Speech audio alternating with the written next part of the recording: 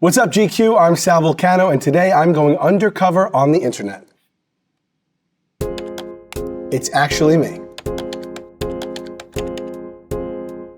Quora. What are some lesser-known facts about Sal Vulcano's biography?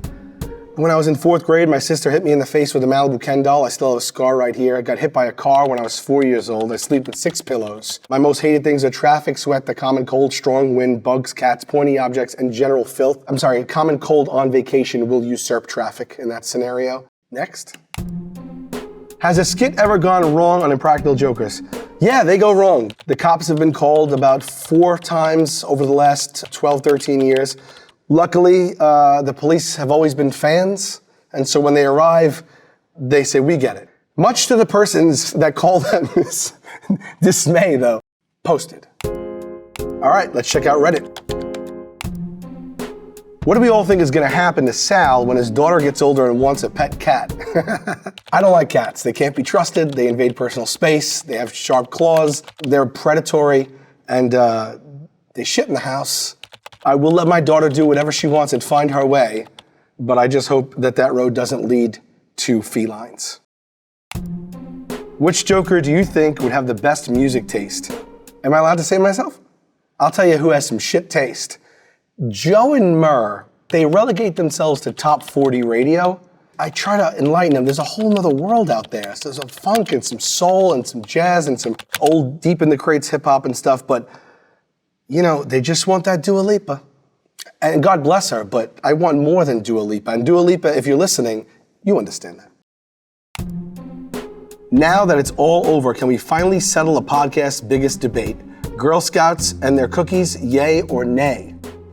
Okay, this is a reference to my podcast being over, but it's just on a hiatus. I do 2 podcasts. One is called Taste Buds, where I debate food with my friend Joe DeRosa. It is just on a hiatus. Yay or nay? For me, Girl Scout cookies is a yay.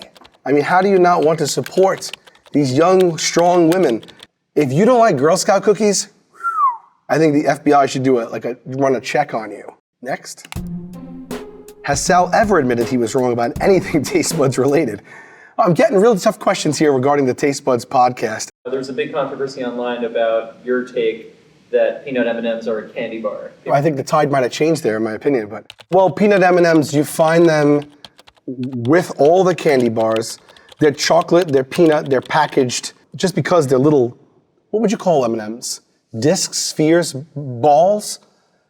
What would you call it if you don't call it a candy bar? Please, write to me by hand with a quill pen at P.O. Box, M&Ms, peanut, candy bar, balls, or what? What are your thoughts on the rise in popularity of crowd work? It's really fun if it's done the right way. People nowadays are kind of just doing crowd work to get internet clips, which is great because that is helping a lot of people. But what it's doing is it's training the audience to think that we want you to scream out, you have a twin sister, or it's your birthday. We really don't. I would say if the comedian initiates it, fine. If they don't, just shut the fuck up. Posted. Quora. Let's move on to Quora. What does it feel like to bomb on stage as a stand-up comedian? A lot like this interview, actually. A lot like it. Just you throw stuff out there, it's dead silent. You feel like there's really no one else in the room, but the world is watching at the same time. Little piece of you dies inside. You wonder, is this shirt draped on me the wrong way? You start thinking, are my nipples showing? Because they are, because I left the house and they were showing. And every time I looked in the mirror today, they were showing, and they're probably showing now. And so your mind starts wandering. But, you know, as they say, it makes you a better comedian. How can I get better at stand-up comedy? Give up everything in your life. Prepare to live a life of poverty. Don't have high expectations. Just know it's a long road and you really gotta love it. Unless you get a viral clip that hits, then you'll be right alongside me. Let's check X. Tweet, tweet. New Sal Vulcano tour dropped. I wonder what his favorite cities to perform in are, but more importantly, his least favorite LOL. Pittsburgh's always great. Cleveland's always really wonderful. New York City. Least I don't really like to talk about. Casino crowds are a different bunch. There's a mixture in there of people that are in their 80s and 90s, people that have lost money, people that thought I was going to be the Spice Girls. So it's always interesting to perform at a casino. Who did your Jaden Smith tattoo? I'll get him to do a Sal Vulcano tattoo on my upper thigh when I'm in New York.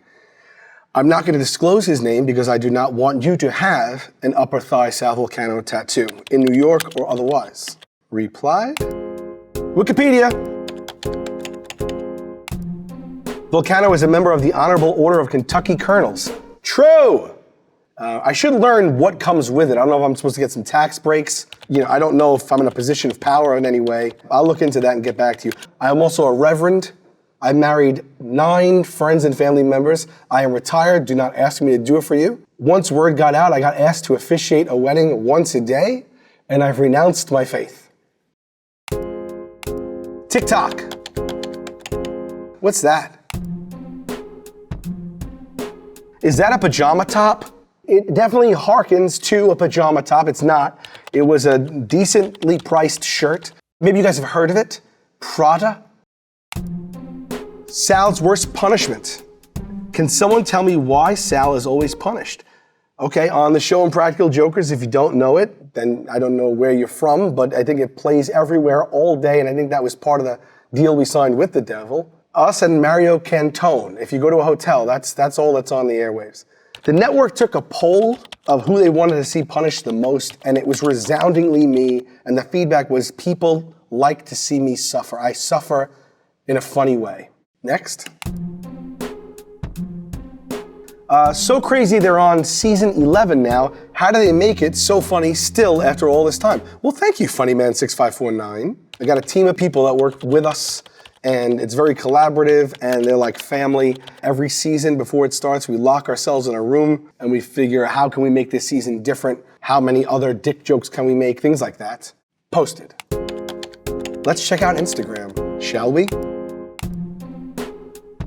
For the life of me, I don't know how they film everything in the New York area and no one ever recognizes them. Okay, we get recognized all the time, but we just don't put that in the show. That's not what the show is. Think about if you tuned in for a half hour and I showed you 30 people recognizing me one after the other. I'm just shocked that these nuts existed then. I really thought us Gen Zers created that. Gabby.tac, are you crazy? Pick up a book. These nuts have been around since like To Kill a Mockingbird, bro. I used to deliver pizza. I had a car that was $500 a cost. My friends took white tape and on the windshield they put D's nuts. And I delivered pizza like that for 1 year with that on the windshield. All right, guys, that's it. I am signing off of the internet for now. That is enough to make me feel bad about myself for a couple of weeks. Come see me on tour right now. Everything's Fine tour on sale at salvulcanocomedy.com. See you guys on the road.